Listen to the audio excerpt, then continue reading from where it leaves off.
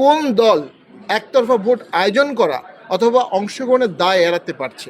16ই জুলাই থেকে শুরু করে 24 সালের 5ই আগস্ট পর্যন্ত এই সময়ে বিভিন্ন টকশোতে এই আন্দোলনের পক্ষে অত্যন্ত সরব ভূমিকা আমি রেখেছিলাম, সরকারের বিরুদ্ধে কঠোর সমালোচনা করেছিলাম।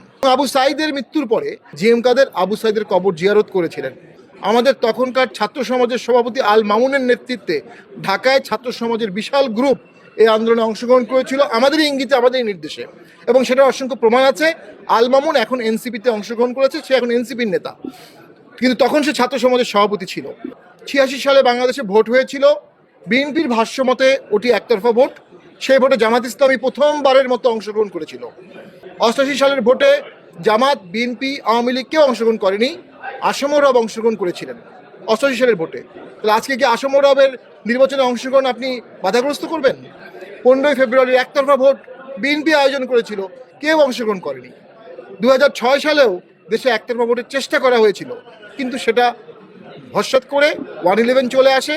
14 সালে যে ভোটটি হয় সেখানে জাতীয় পার্টির বিপুল অংশ প্রত্যাহার করে, একটা অংশ অংশগ্রহণ করে, খুব সম্ভবত চরমানেও সে ভোটে অংশগ্রহণ করেছিল। 18 সালের ভোটে সকলে অংশগ্রহণ করে, 24 সালের ভোটে জাতীয় পার্টি অংশগ্রহণ করে। তার মানে জাতীয় পার্টির ঝোলায় আপনি 1.5টি একতরফা ভোটে 1.5 একতরফা ভোটে অংশগ্রহণের দায় দিতে পারেন। কোন দল একতরফা ভোট আয়োজন করা অথবা অংশগ্রহণের দায় এড়াতে পারছে? একটি মতবাদকে যদি দেশ থেকে বের করে দেওয়ার চেষ্টা করা হয়, ভোট থেকে বের করে দেওয়ার চেষ্টা করা হয়, এটি একটি নব্য ষড়যন্ত্র, নব্য ফ্যাসিজম। আমার ইয়াং ফ্রেন্ডসরা আস্তে আস্তে কথায় বার্তায় কাজে করবে ফ্যাসিজমের দিকে ধাবিত হচ্ছে, এবং সেই ফ্যাসিজম আগের থেকেও ভয়ঙ্কর হতে পারে। যে রিটটি করা হয়েছে সেই রিটটি আমি এক্সামিন করেছি, আমাদের আদালতের উপর পূর্ণ আস্থা আছে, সেই রিটে আমরা ন্যায় বিচার পাবো। নির্বাচনের তফসিলকালীন সময়ে একটি দল বা একটি নির্বাচনী জোটের সকলকে তারা বাড়িত করার জন্য রিট করেছে।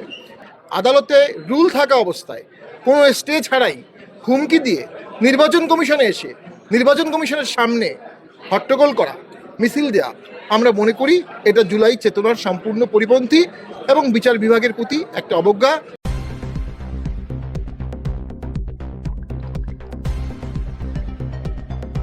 News Vision Digital Multimedia.